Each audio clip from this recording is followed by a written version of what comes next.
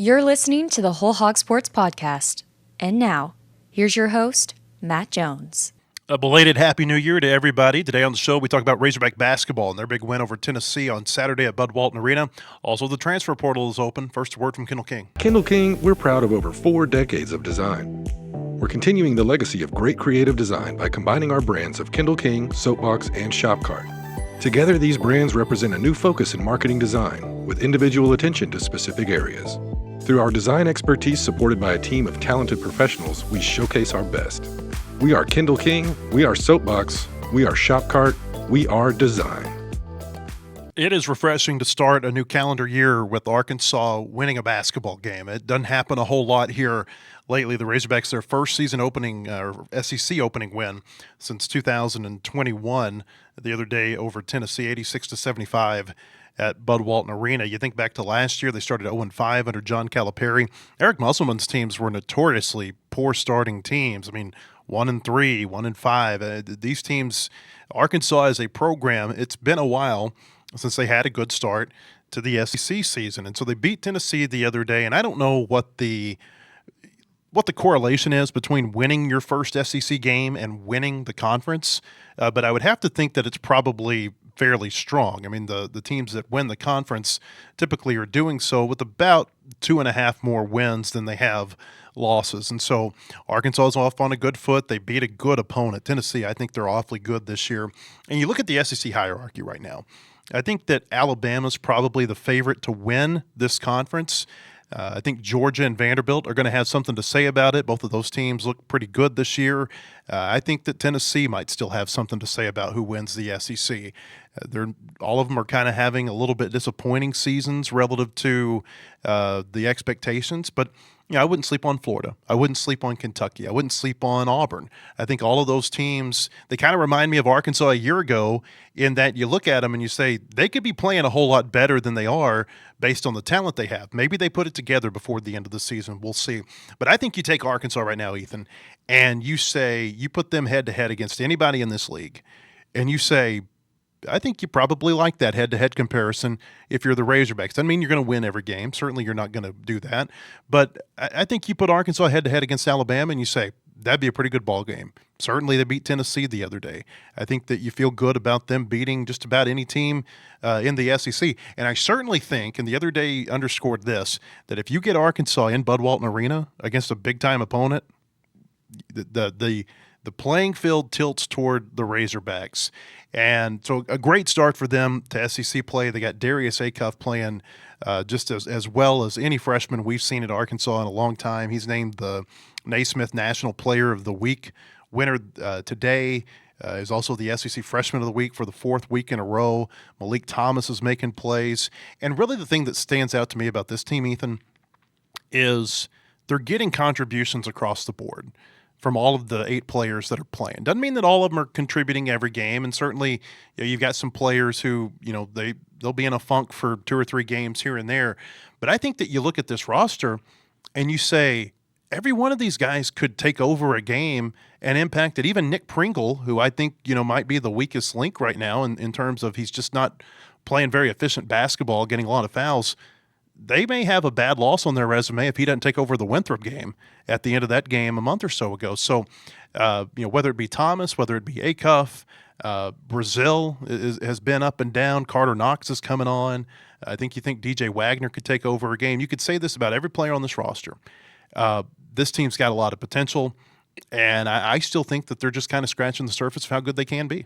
Yeah, and I mean, I think that it's hard to ask the 2 freshmen, Darius Acuff and Malik Thomas, to really play any better than they did against Tennessee. But I think from pretty much everybody else, you could still say that. I think that's what makes Arkansas kind of scary is we know Trevin Brazil's better than he was against Tennessee. And that's not to say he was bad against Tennessee. It just wasn't his best.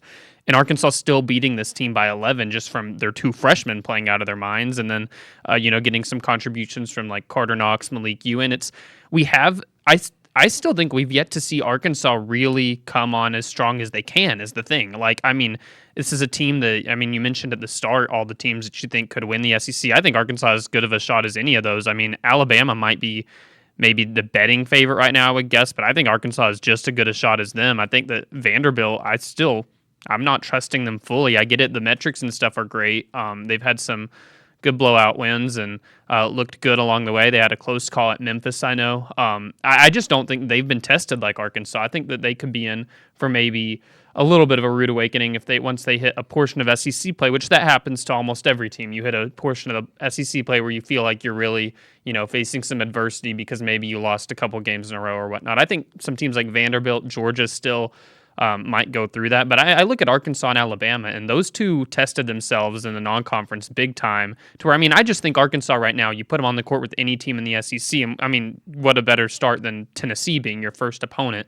But I think you throw them on the court with anybody, and they aren't afraid. That's for sure. They've played everybody right now, it feels like. I guess they haven't played the real two dominant teams in Michigan and Arizona. But I guess, other than that, they've gone up against Duke, Louisville, Michigan State, Houston, Texas Tech, now Tennessee. This is a tested team. I would feel good right now.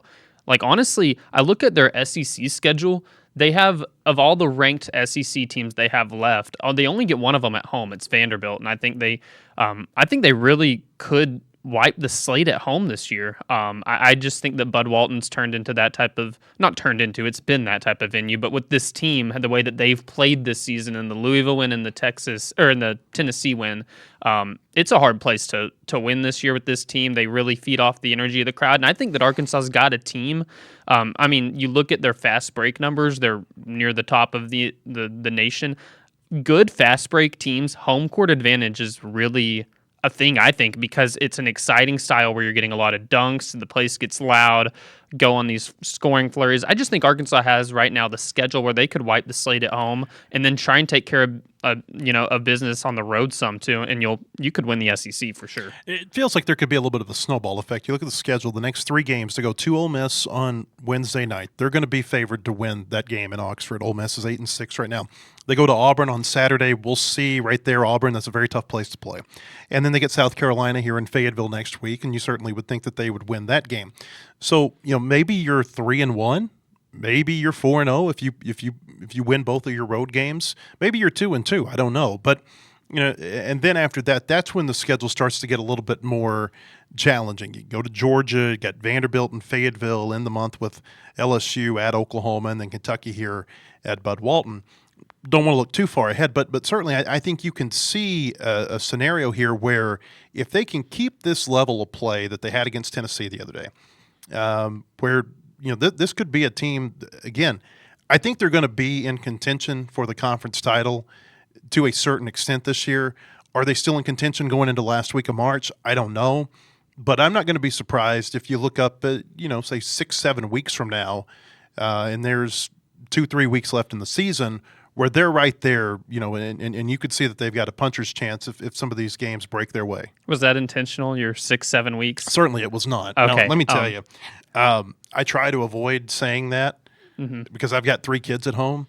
But no. You did it right there. I thought it was intentional. I was waiting on you to do the little hand gesture. But no, this team, You'll keep waiting. I'll be more surprised than not if they're into it. Maybe I'm too high on them right now. I'll be more surprised than not if they don't enter the last week of the SEC with a chance to win it. Maybe that says more about how I view the SEC this year too. It's down. And Arkansas is good. And it would be hard to stay as up as it was last year. 14 teams in the SEC. It's just after you've played the schedule that Arkansas has played, going to Auburn, that's a great venue that they could lose that game, but it's not as intimidating as maybe it was this time last year. I know they challenged themselves with games against Baylor, Illinois, and Michigan last year. At this time, they didn't have success in 2 of those, and they got off to the poor SEC start. I just don't think they'd tasted enough success yet, and even in some of those losses played, they had chances to win at Michigan State, had chances to win against Duke. This team I have a lot more confidence in them right now, and I don't have as much confidence in a lot of the rest of the SEC. I just think Arkansas is built right now to go into some of these road venues and not be as rattled. I just think that, I'm predicting it now. I think it'll be a 2-horse race between Arkansas and Alabama going down the stretch, and Arkansas plays at Alabama. That'll be a huge game, and certainly could be one that I think dictates the conference race. But if I was sitting here to predict who wins the SEC, I think Arkansas is as good of a shot as anybody. I think them and Alabama are the clear favorites. I mean, Vanderbilt, some people will hear that and be like, don't sleep on Vanderbilt. I just don't have that confidence in them yet until I see them really do it against a high-level team. They've taken care of business. That's great, but just do it against somebody that Arkansas's played. Yeah. Acuff. What's making him so good? Everything. It's like, what do you say isn't? I think it's really telling whenever Rick Barnes sits there and he says the most impressive thing is demeanor, because I think that what's so impressive about that, obviously Rick Barnes has been coaching for 5+ decades. I mean, him and Calipari tied the technical NCAA technicality. That's yeah, right. the NCAA wins, most wins. Rick Barnes is, I mean, he coached Kevin Durant as a freshman. He's seen in his time some really good freshmen, and he said the Acuff, it's the demeanor, and I see that too because I just sense this confidence that when the ball is in his hands, Arkansas, it's a calming factor. He's a true point guard. That's the thing, and he's mentioned before, like how he, he wants to be his own player. Like a lot of times you'll ask a player, like, who's your NBA comparison? Who's your one-to-one you want to be like? He says he doesn't want to like compare himself. He just likes to take aspects of it. But he has mentioned a lot that he likes to watch Chris Paul. And I sense that a lot with the way that whenever Arkansas, it gets tight in a game and it's late, you saw it against Louisville. You certainly saw it against Texas Tech. And I think you saw it against Tennessee. You feel good with the ball in his hands. And it's because you just trust that he knows how to make a play when you need to, whether it's him shooting it or it's a pick and roll action where he's getting somebody else involved. And I talked to Matt Zimmerman, everybody knows Matt Zimmerman. Mr. Everything. Mr. Everything, yeah. But he told me what makes Darius Acuff so good in his opinion is that he can really drive it. And I mean, I'd say he's like a bully guard who's kind of also super skilled, and that's rare. I just think that he's got the intangibles all across the board that make him who he is. He's the best, I think, freshman I've at least seen in my lifetime at Arkansas. I mean, there's probably been some that while I was, I guess, a baby, I didn't get to watch Joe Johnson play. Yeah. But like, Joe only played half a year his freshman year too. Yeah. I actually had this thought the other day. Acuff and Thomas, because Malik Thomas has come on again here in the last week or so. He had 28 and then had 18 the other day. They bring the best out of each other. Like when one's playing well, it seems like it makes the other play well. And certainly Malik had that little spell there for a couple of games where he wasn't shooting that great, but that's going to happen. It seems like they're bringing out the best of each other, and they're bringing out the best of each other on both ends of the court. Their defense, I think their defense has really taken a big step here in the last 6 weeks or so. I thought it was interesting, by the way, I want to say this before I forget. Acuff on the TV broadcast the other day talking about being big in big moments. He said, credit to my dad and all the training we did. We always talked about this moment, wanting to be the guy in these big moments. I thought that was kind of interesting. But going back to that freshman duo, I was thinking, like, who are the best freshman duos Arkansas has ever had? Okay, well, a few years ago, you had Nick Smith and Jordan Walsh and Anthony Black, and they were good. They all were one and done NBA draft picks. I don't think that any combination of those three were as impactful, at least to this point, as what we've seen from Acuff and Thomas. And I know Smith had the knee injury that he dealt with for a little while that year. Corliss and Scotty, they were really good as freshmen. They led that team in scoring, I believe, in 92-93, but Corliss missed much of that season with a foot injury. Mid-90s, Kareem Reed, Pat Bradley, Derek Hood, they were all freshmen. Kareem was a redshirt freshman. He was on that national runner-up team and didn't play, redshirted that year. Again, they were good. I don't think they were this impactful.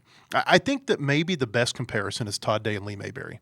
In 88-89, they averaged double-digit scoring for a conference championship team. I know this is the Southwest Conference, a different day. But, there's never been two freshmen. I'll say this about Acuff and Thomas. There have never been two freshmen, I don't think. Maybe you could say this about the three who were one-and-dones. But I don't think even those three, I don't think you watch them and say they could be playing meaningful minutes in the NBA right now. And I certainly feel that way about Acuff. I think that I'm starting to feel more that way about Malik Thomas. But I mean, these look like NBA guys that are playing on the floor with a lot of older college players. Yeah, Darius Acuff is just like, you have the 5-star freshman, and then you just have the different 5-star freshman. Yeah. And he's the different one. He's like the one that you while you're Arkansas watching Coach Calipari coach Kentucky and the 2010s, that you're like, dang, that's just really hard to guard. He's like, your Devin Booker, John Wall, that Shai Gilgeous-Alexander. Although Shai Gilgeous-Alexander's like blossomed in the NBA more than he was in college. It's weird, but Malik Monk, that's the type of guard that he is. And I think that, like you said, they feed off each other. Darius Acuff is looking for Malik Thomas. Malik Thomas, I feel like, is trusting that Darius Acuff will find him. I think that if you were to do, like, I guess your starting lineup of Arkansas freshmen in the 2000s, like, these are both they're starting on the lineup. I think you probably have those two.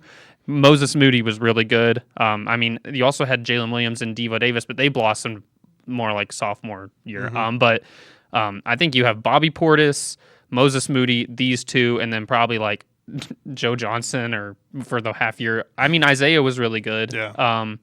But they're right up there. Like, these are two really good Arkansas freshmen. Like, if you take Darius Acuff off this team and you only have Malik Thomas, I think we're still talking about like, oh, is this the best Arkansas freshman you've had, in how long? It's just you happen to have them both on the same team. They're two different freshmen, like, kind of just got that it factor to them. I think that what impresses me about Acuff the most, too, though, is there was this real, and I get it, not everybody was saying this, but there were a lot of them saying it going into this year that, oh, he's just like your travel ball guard who's going to, go get his points, but it sucks to be his teammate because you're probably going to be dealing with a ball hog, somebody who can't get you the ball. And he's just, if there's anything he's done this year, it's proven that is the furthest from the truth. Like, that's just not the player he is. And he's said this before, like, sometimes in the past he's been on teams that others can't score the ball. So he does score the ball. He just knows that's their best offense. He's on a team this year with a lot of guys who can score the ball, so he's looking for him. But certainly, I mean, if you have this guy dribbling down the court, just running down the shot clock and pull up three, I mean, he can score when he wants to. It's just he's taken that next step under Calipari to become really the lead guard that, I mean, his assist numbers, I like, you're thinking it's a low assist game that he had 4 against Tennessee. And I'm like, a lot of people would take that any day of the week that your point guard's getting 4. Well, and I think that shows the kind of the development of his game, too, that he has gotten to the point where you expect him to have 7, 8, 10 assists a game. Yeah, he had a string of 5 straight games where he had at least 7 assists, and any of those performances, any in that 5, would have, for his first month of the season as a Razorback, been his high. It just goes to show that, like, that switch flipped, that he started saying, like, I need to get my assist numbers up. And I mean, I think he's always wanted to. It's probably just a big learning curve in college that, he had to start, I guess, just doing it a little bit more. But Calipari, like, challenged him after the UCA game saying he could be a 10 assist guy, and then he turns around and just does it. So he's impressive. One thing I liked about Arkansas against Tennessee is that I felt like they kind of beat Tennessee at their own game. They out physicaled Tennessee, and they beat them in the perimeter. They defended the rim as well as we've seen this year. They had 10 blocked shots. They out rebounded Tennessee. They kept Tennessee off the offensive boards for a long time in the game. Now, Tennessee, as the game started to wear on, legs start to get tired. Tennessee starts to get a little bit more desperate. They got some looks or some second chance looks, but Ewan, Knox, Brazil to a certain extent. Pringle, even in between the fouls, he was certainly physical. They were able to beat Tennessee in a physical ball game. And you think back to a year ago, they started the season against Tennessee. And Tennessee just absolutely embarrassed them. Well, they out-rebounded them by, like, it was an insane number. Something that John Calipari was very embarrassed by. It was like 51-29 or something, right? I mean, they out-rebounded them. They beat them they beat them real bad by 24 points, and that was a better Tennessee team last year. But I think Arkansas took that personal. They didn't want to let that happen again. Now the question is, and Calipari even kind of said this the other day. He said you told on yourself, Carter Knox and Malik Ewan. Can they keep that up? You're motivated to do it against Tennessee, but now you've shown you can do it. Can you do that night in and night out? Because that's kind of been the problem with this team. When they haven't been winning games, Houston totally out-physicaled them. They've shown that they can bang now with a team like Tennessee. So if you can do that with Tennessee, you ought to be able to do that with pretty much anybody else in the SEC. but can you have the desire to go out and do that on a night in, night out basis? That's something I'm really interested to see with the Razorbacks here over the next couple of games, especially being on the road. And I said this before they played Houston, that was a great have this game right before SEC play, because SEC gets physical. And Houston, I was like, you're going to go into a football game. Like, you better be ready to strap up the chin strap. Both chin straps. Yeah. But and it seems like, playing a game like that had them ready to take on Tennessee and do this. I think it's impressive, like you said, beating them at their own game. If somebody tells me before Arkansas, Tennessee, that Tennessee's going to shoot 49% from the floor and Arkansas 42%, and that Tennessee, talk about beating at your own game, is going to outscore Arkansas on fast break points, I'm like, oh boy, don't say the rebound numbers, because how big did Tennessee win this game? Because you're thinking, like, with those type of numbers, like, oh, Tennessee's doing what it needs to do. But if Arkansas doesn't rebound the way that they did, I mean, that those other numbers favor Tennessee winning this game. It's like Arkansas did the things that it had to do that game to come out on top. And then if you look at just the box score, it's obvious that the game was also decided from the free throw line, that Tennessee just could not buy a free throw for a lot of the game. Specifically, Nate Amick couldn't. He hit 5 of 11. Like, it's just that I think Arkansas did the things that you have to do to win a game against Tennessee, and they even could have probably done it by more. Arkansas's a good free throw shooting team, and I think that's what makes the Houston game, if you go back and look at it, so disappointing for them, because if they hit their free throws, that's a totally different game at the end. Totally different game. Yeah. They just had a bad day at the free throw line that day, but impressive start for Arkansas. I think that's really the underscored, the take-home thing here from what happened on Saturday. They're up to number 15 now in the AP poll. Had a very vivid dream over the break. Sometimes you have those dreams. It's like you actually feel like you're there. I had a dream Arkansas won the national championship. I really did, and it was like, wow, this is really weird. Now, maybe they lose in the first round, and I look like a nut, but. I think this is a good team. I think that this is a team that could really challenge for something down the stretch, especially if they continue. If they can show the type of January to March growth this year that they showed last year, I think that this could be a team that you're really talking about could make some noise in March. Yeah. And I just think, personally, I think they're being a little bit undervalued at 15 right now. I just think, like, you look at them and you say they are legitimate. If you're talking about the SEC, them and Alabama are the most legitimate Final Four contenders out of the SEC, and they're ranked at 15, which I get it. I mean, rankings are all based on what you've done, but, like, the schedule that they've played, I feel like it's similar to, like, NFL whenever you're playing all these games against, like, Houston and Louisville. And if you go 500, or at least around 500, you're doing something right, because those are a lot of times just kind of toss-up games, and they have won enough of them that that they can. And they, frankly, are very close to where they could have won more of those with Duke and Michigan State. The SEC doesn't have a top 10 team this week. Vanderbilt's the highest. Vandy's the highest at 11. Yeah. Alabama's 13. Arkansas is 15. And they're not a whole lot of – Tennessee didn't get dinged too much for losing at Arkansas. They fell to 21.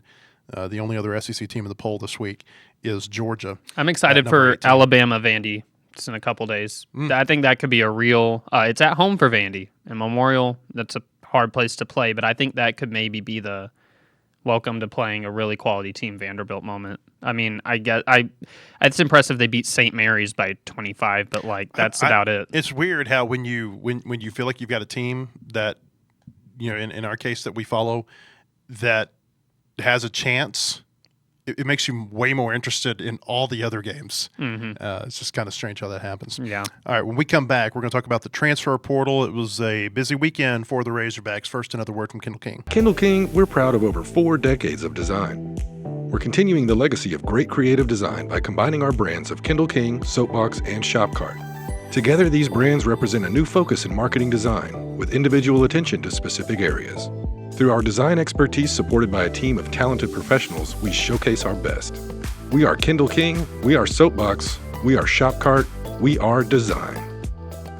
Hey, welcome back. I want to tell you about Bentonville Glass. They're committed, professional, and versatile. They've been serving their community since 1971. They've got all of your glass market needs at the highest quality products. You can come by and see them now at 507 South Main in Bentonville or online at bentonvilleglass.com. Big day for Razorback kicking yesterday. Let's start in the NFL. Cam Little, 67-yard field goal. That's the one that got my kids going yesterday when I told them that he had made a 67-yarder.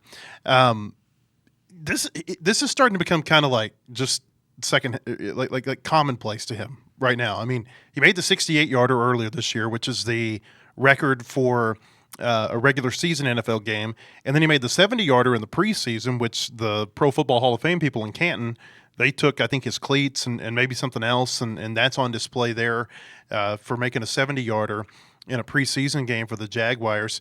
Somebody, I cannot remember where I read this, but they made a point. They said, can you imagine if the Jaguars are in Denver in the playoffs in that altitude, what he might be able to do? I mean, it's not really that crazy to think that he could make a 70-something yard field goal if you need it. If you need it. Now but you think about where NFL is right now, and the touchback comes out to the 35, a lot of times, and typically teams are starting in the 30 to 40 yard range with this dynamic kickoff. To kick a 70, let's say you kick a 71-yard field goal. Okay, I mean, like where on the field do you need to get the 40, the 39? I mean, like seriously, this is kind of crazy how this is going. This is the golden age of NFL kickers, and it's not just the field goals, although the long field goals certainly have something to do with that. It's the kickoffs. You watch this dynamic kickoff, and they're just placing it where they want it. And it's amazing what the kickers are doing right now. So you got Cam Little in that conversation. You got Jake Bates in that conversation too. He kicked a walk-off field goal for the Lions to win in Chicago yesterday. Certainly he's had a really good couple of years with the Lions. Can't see any reason why they wouldn't want to keep him long-term. Yeah, Brandon Aubrey with the Cowboys. This is it's just a really kind of a golden era for kickers. And it makes it to where you watch that game between the Steelers and the Ravens last night, and both of their kickers miss shorter kicks toward the end of the game. The Steelers missed an extra point, the Ravens missed a field goal, and you're almost aghast that people are missing kicks from 40, 45 yards now because it just seems so automatic. But you got Little and Bates right there in the middle of this as two of the very best kickers, again, at a time where I think we're watching. I don't know what kickers get into the Hall of Fame. I can't imagine it's a very big list, but I wouldn't be surprised if we're watching an era right now where you got two or three guys that when their careers end, they're going to be at least Hall of Fame, considered. Yeah. It reminds me right now, at least, I feel like it's always impressive when I go to these like Arkansas track meets and I see records just continuing to be broken. And it's just because of like the training has evolved so much and it's gotten so sophisticated. It feels to me like that's happened in kicking and football, where it's like such kind of an art and a training that like it's gotten sophisticated enough that like all these kickers are like learning how to do it. I don't know. Maybe I'm looking too into this and that's not a good comparison, but it just feels to me that the rate that it's been happening where the long field goal has gotten easier and at least seemingly easier. Maybe it's just as difficult as ever, and this is just, we should be absolutely stunned. You wonder if the NFL might change, like do they change some things because the field goal has become almost so automatic? Do they move that touchback, yard marker back? Do they or you have to like do they change the balls? Hold it this far back from the line of scrimmage. Do they maybe make the field goal, like the goalpost, do they maybe make them a little bit more narrow? It's different from league to league. Remember when Little missed the field goal against Texas A&M down in Arlington? Yeah. And there was all this talk because he kicked it off the upright. And there was all this talk about in college football, it's a 30-foot upright, but in the NFL, it's 35 feet. And would it have been different if he would have been kicking into a college goalpost as opposed to an NFL one? So, I mean, there are some nuances from one level to the next, but man, I can't be more impressed with what you're seeing, especially from Cam Little. But at the same time, I don't think I wouldn't change anything because it's like, well, get you a kicker that can do this too. Makes the kicker position more important. Like, I mean, it does what the NFL wants. Yeah. Points. Yeah, and it's like if now kickers can make these really long field goals and 3 points is a lot easier than it was before, but you don't have a kicker that can do that. I mean, it makes you need to draft a kicker. I don't know. It's interesting to see, but I think that kickers right now in the NFL are just as valuable of a position as a lot of times anything else. I mean, I've watched enough Cowboys games. My little brother's a Brandon fan to just Aubrey know is that their it's best like player. it's just like against them. It's so defeating if they get past midfield. Yeah. So, Yeah. but it's a big wow moment to watch Cam Little do this. I mean, it feels like every week I'm reading about something new Cam Little did, or just how good he's been. It's also just cool to see a player that was here at Arkansas not too long ago be really starring at his position in the league. It's amazing. Jake Bates, like he had never kicked a field goal until he got to the UFL. Yeah. Because even on his high school team, he was a backup. And then when he got to Arkansas, he backed up Cam Little. So kind of he's got a cool story too. Speaking of kickers, you look at what Arkansas did in the portal yesterday. The big story yesterday was that Scott Starzik has left the Razorbacks. He's going to go into the transfer portal. There was one of these tweets that he put out like a week or so ago. I don't even know what it said. I'd have to go back and look at it. Do you remember? I do, because I was doing a tracker of players saying they were returning, and I did not put him on there because it was just 2 Razorback emojis, and I said that tells me nothing. Yeah. We go through this kind of crap a lot of times. Like somebody will I remember there was a baseball player a 3 years ago who he put something, it was a picture of the Arkansas A, and it just said WPS, and I think it might have had a little pig snout. Yeah, emoji. It wasn't. And then everybody is like, "Oh, he committed." I mean, he may have committed, but I don't know that he committed.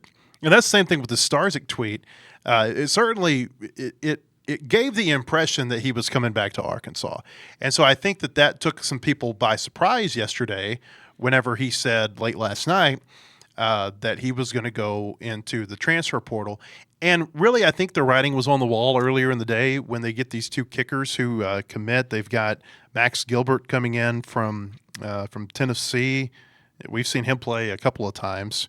34-45 on his field goal attempts. 2-year starter there. Yeah. That's the one that they signed also Braden McAllister earlier in the day, but from Georgia. That didn't State. set off. Yeah, that one didn't really set off the alarms because it was kind of almost like Vito Calvaruso they had a few years ago. It felt like he was more of a kickoff specialist. Like you just need somebody who can boot it through the end zone. But whenever they got the commitment of Gilbert, that's the one you're like, do you really sign or get a transfer to commit who's been a starter somewhere when they know they would have a battle? Well, they went through this. I know there's a different coaching staff. They went through this a couple of years ago, though, when they had the 2 kickers. Well, the thing is, they signed Matthew Shipley out of the this portal period, and spring wasn't that great, and so they felt like they needed to go. Another. And they got one from Abilene Christian. It wasn't like an SEC. I don't see many SEC kickers committing to somewhere where they know that there's going to be another starter there who's good. So that's whenever I was like, okay, something's going on here, and I wasn't going to be surprised if Starzik announced. And then of course Starzik announces it at like 11:30 p.m. So I'm like, why am I even still awake? Yeah, that's late for me. He was all SEC freshman this year. I think he was. I think he made the all SEC freshman team. Yeah. There were a lot of people I think that saw Starzik kind of like the next Cam Little. Mm-hmm. Because Little came in as a freshman. They both were highly rated. I think Cam was the number 1 field goal kicker in the country. Starzik, I think, was number 2 in his class. It was 1. Was he 1? They had the number 2, Evan Noel, who flipped to Florida, and then they went and got Starzik to flip from Iowa. Okay. And so Arkansas, I mean, Scott Fountain, I know a lot of people did not like what they saw on the field from special teams a lot of times. They did that. He could recruit the specialists. Yeah. He got some really good specialists. Especially kickers. Again, they had Jake Bates here, and he never even got to see the field. Starzik, I mean, it is one of those that it's kind of like it's always interesting in hindsight. You go back and you compare, like we could do this with last year's transfers who went in and out and be like, who'd you bring in? Who did you lose? Was it a win? On paper, this one almost, I think, to a lot of people would feel like a loss, like that you out as Starzik in as Gilbert. Although that's not saying Gilbert's bad. I just think people are really high on Starzik and what they think that he can do. It'll be interesting to look back a year from now, though, and see, did this really work out for Arkansas? Did it work out for Starzik? I think that we could go up and down the list of last year's and see a lot of places where it worked out for the player who left. Yeah. Isaiah Satania had a great year for Oklahoma, and a lot of Arkansas fans were like, oh, well, whenever he left. You can say the same about a few others. I just think that, we'll be able to see down the road if this was a good thing or a bad thing for Arkansas. So you got Gilbert and you've got McAllister. They are the 2 new kickers. Just running through some of these other commits, and this is evolving all the time. In fact, just as Ethan and I have been talking here, we've seen a message that Arkansas has gotten a quarterback commitment today from Memphis, A.J. Hill, who was a redshirt freshman over there this season for Ryan Silverfield. And, we're seeing a lot of these Memphis kids come here and sign with Arkansas. But here are the names so far. I think you would start, Ethan, with the two biggest names on this list would be Malachi Breland, who was an offensive lineman at Memphis. I think he played guard for them. They're on 3 has him listed as a tackle, which I don't understand. He played guard at Memphis, and he's the size of a guard. He's 6'5", 340 pounds. Yeah, started every game this year for Memphis, and then the other one that really caught my eye yesterday was Christian Harrison from Cincinnati. He's a defensive back. Started his career with Tennessee. He's the son of Rodney Harrison, the great NFL player for the Chargers and the Patriots. That doesn't mean anything, but you look at Harrison and you look at Breland, and both of them, if you look at the portal rankings, they're both like top 30 or so at their position. Like these aren't necessarily game changers, but I think they are good pieces that you want to have on your team. And Harrison, that one didn't surprise me at all because Arkansas just signed as their new cornerbacks coach.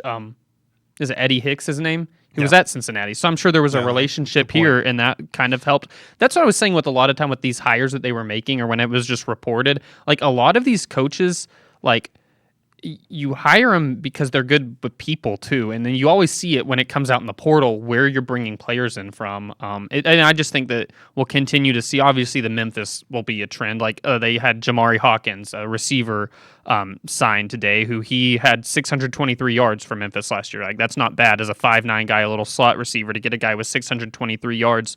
But I do think a lot of Arkansas fans are probably still waiting for, after the introductory press conference, the vibe was there's going to be some real splashes in here, like ones that are going to wow you. And I just am curious when that's going to happen. Yeah, I mean, I'm not saying any of these are bad, but are any of these the ones that are really going to make you just be like, wow, they really got a lot of money to get these big name guys in. So it's anybody else? I mean, sometimes you get underwhelmed. You look at some, they've got a linebacker from Howard. They've got a number of players from Memphis, long snapper from Sacramento State. They got a junior college player in, a defensive lineman out of Coffeyville. My thing is, it feels like very much like what we would have seen last year. Yeah. It just is the same vibe of maybe these are the scouting's been a lot better and these are a lot, but it seems like a random assortment like last year where you looked at it at the end and you knew that they had really one kind of big fish, I'd say, or you could make an argument for two in this same portal period. Whenever they got Corey Robinson, you knew he was good, the lineman from Georgia Tech, and then they got Omega Blake, and you knew he was probably going to be good. But other than that, this just feels like very similar to me. It's not wowing me, but it's also, I'm not going to rule these guys out as far as being good. It's just, it feels like they've got to do better in the portal moving forward, though. Yeah. But, they got to have some wins. Yeah. Carius Kern is one right now who's from Arkansas. He's from over in the Memphis area. Was at LSU last year. He's committed here. Then he went to LSU, and now he's in the portal. That, and I'm not saying they've got to get him, but they need to get players like him who are big-time blue-chip recruits out of high school, I feel like. For sure. And, it'll be what we'll be monitoring until all the dust settles on this, is if they can get those big-name ones. But I will go back and say that, bigger than any of these recruits they're going to get in is that they got Quincy, getting Quincy Rhodes to stay.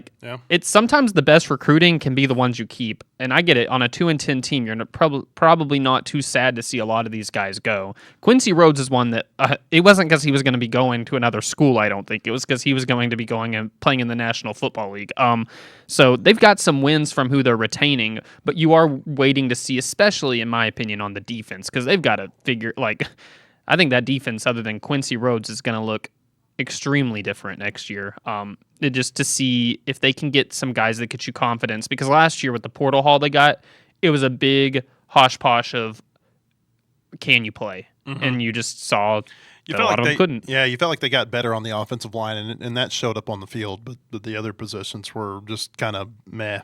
It felt like last year. It did feel like on the offensive side of the ball, Bobby Petrino really hit it good on a lot of positions about, Mike Washington. I don't know if he really wowed people out of the portal. I did, watching, because I wrote a commitment analysis, I thought he was good, but I didn't think he was going to be as good as he was. Some of these receivers, they really did work out. The tight ends worked out with Rohan Jones. I think that you can hit it right with maybe what appears to be a random assortment, but defense, especially last year, it just wasn't good. I wanted to touch on this. This was something I read this morning from Matt Brown, who we've had on our show multiple times before. He runs the Extra Points newsletter. This was kind of interesting. He was writing about what's called the blue chip theory, which is that in order to compete for a national championship, and I understand Arkansas's got a long way to go before it competes for a national championship, but that's going to be, that's the goal. Mm-hmm. The goal is to win in the SEC, and if you can win in the SEC, you're going to be in that playoff conversation. And he talked about, so the teams that make the playoff the most have this blue chip theory, which is that basically you sign more 4- and 5-star recruits than you sign guys who are 3-star and less. And this is what was interesting to me, Ethan. He said that this year these teams would hit that blue chip theory. 18 teams, okay, that had over 50% 4- and 5-stars. And let's count how many of these made the playoff. Alabama, Ohio State, Georgia, Texas A&M, Oregon, Texas was just on the outside, LSU, Notre Dame just on the outside, Oklahoma, Penn State, Miami, Florida, Auburn, Michigan, USC, Clemson, Tennessee, and Florida State.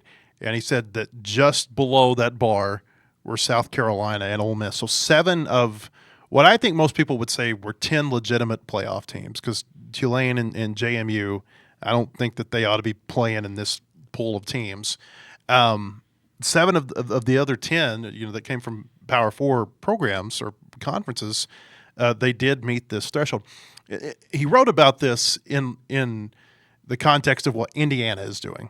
With Indiana, I think they said that if you just took the total roster rating of all these players, they've got like the 72nd best roster in the country. But certainly, they've done a great job in identifying players and coaching them. And I mean, what they're doing is working for them. Now, what Indiana is doing is what Arkansas and all these other schools are like, we need to learn this. But that's the thing. Yeah. Like, not everybody can be Indiana. Yeah. And I think Arkansas is trying to probably do something along those lines. I mean, they're not competing with the best teams for the very best players in the portal. And maybe they have a good season next year. Maybe this Powerball winner says, I want to go ahead and just tilt the table in favor of the Razorbacks.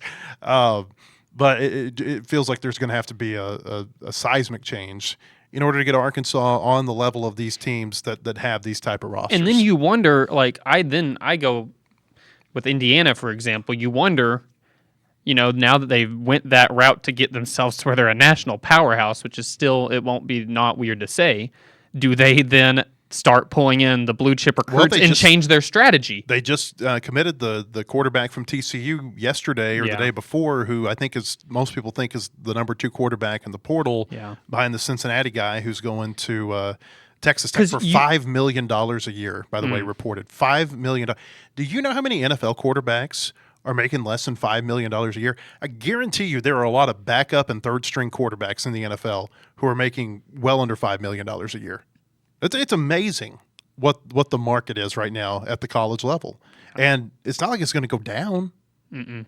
This is not changing. Yeah, you keep pushing the envelope, but you just wonder whenever a team like in Indiana had so much success building this up, doing it the way they're doing it, if you reach a threshold and you're like, all right, we know that doesn't work all the time, and now we need to, maybe we've gotten to where we can play with the blue chip Can you mentality. have sustained success doing things in such an unorthodox way? Yeah. I think that's the big question for Indiana. And there's some teams like Texas Tech is in the playoff. They were in the playoff this year, and Ole Miss, of course, that really transfer portal heavy the past couple years to build their roster, and they probably got a lot of guys who were very much blue chips out of high school, and then they're being able to somehow pay them a whole lot to transfer. It's a matter of, I don't know. It feels like the money just has to be there. That's what it boils down to, because not everybody's going to be in Indiana. It doesn't work most of the time. But I mean, and what Indiana did fine though. I mean, they look like the best team right now. The big takeaway, I think, from and I've kind of mentioned this throughout the season, but I feel like the quarterfinals solidified this a little bit. The big takeaway is that if you want to be good in football, like it's not like the old days where you got to have this 3-4 year build. You just got to go out and you got to invest the resources into football, and chances are that you're going to be good. Now you got to have good coaching, you got to have good alignment, top down alignment. You got to have the right players. I mean, what happens at Ole Miss this year if Austin Simmons doesn't get hurt? Did they have this type of success? I mean, they kind of stumbled into Trinidad Chambliss becoming this great quarterback at the Division I level because he was going to be their number 2.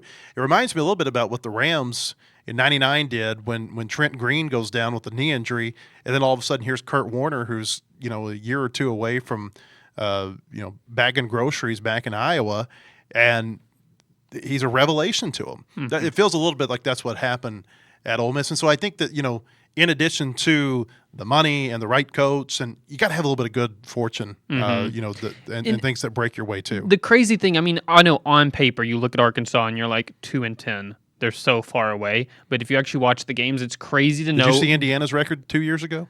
Very I think they were 3-9. Yeah, but it's crazy to watch even Arkansas this year in a 2-10 season. You watch the games, and they're really not that. I mean, they played so many close games that even with what they did have, they weren't that far off from winning a lot of these. They just didn't have the right culture. They got to have the right closer. Yeah, they didn't, and it just goes to show that this in today's college football, you can change things pretty quick. You're not Texas Tech. A year ago, we're sitting here talking about Arkansas smoking Texas Tech at the Liberty Bowl. Yeah, and they went out and totally changed the perception of that program in a matter of months. Yeah, they. Now it's easier to do that when you're not playing in the SEC. I mean, because it's one thing to be able to do that in the Big 12. It's another thing to do that whenever you got all these behemoths in the SEC. That's they aren't taking the year off either. It feels like Texas Tech has made it clear that, and across the board in most sports, they're like kind of here to stay until they stop getting their money from the one oil guy. Yeah, but they've all these Texas Tech teams need to be taken seriously right now. I feel like because they've got money there for sure. I mean, what sports at Texas Tech this year weren't that good? Baseball's fallen off. I think baseball is actually because they had a good program under Tim Tadlock, and he's still their head coach. They were really good there for a while. I think baseball, and I think Texas Tech's not the only program where this has happened. I think it's kind of happening a little bit at some other Big 12 programs where baseball teams that have had good baseball programs, they're falling back a little bit because they're just not able to offer the type of resources that teams, especially in the SEC and in baseball, the ACC are able to do. When was the last time that I'm looking at Vandy's athletic program and I'm like, oh, baseball's maybe behind football and men's basketball at this current. I mean, Vandy might be very, very good at baseball on Vanderbilt this year. I'm about to say they might be very, very good this year. But all I'm saying is their basketball and their football is right on par with I feel like being viewed in a very good way with how their baseball has been. One more quick Razorback note: Chad Morris hired at Clemson today as the offensive coordinator. That is a weird hire to me. I don't get it. I get it in the sense that he has had success at Clemson.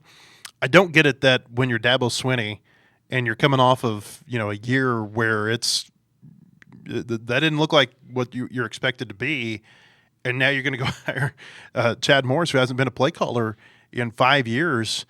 That's a strange one to me. That looks like a buddy move, and maybe it works out for him, and maybe he comes back in there and they're able to recapture the magic of 12 years ago. But that on the surface, that looks like a very strange hire. It does make me wonder. Chandler Morris, the expectation is that he might petition for a 7th year of eligibility. Does he end up at Clemson next year? Yeah. I want to preface this by saying I don't think Chad Morris will be a good offensive coordinator there. I don't have faith in Chad Morris, but I do want to say this, and this might catch a little bit of heat. I do think there are some people that are very good in specific roles, and they're not built to be a head coach. And maybe he could actually have success like he did in the past.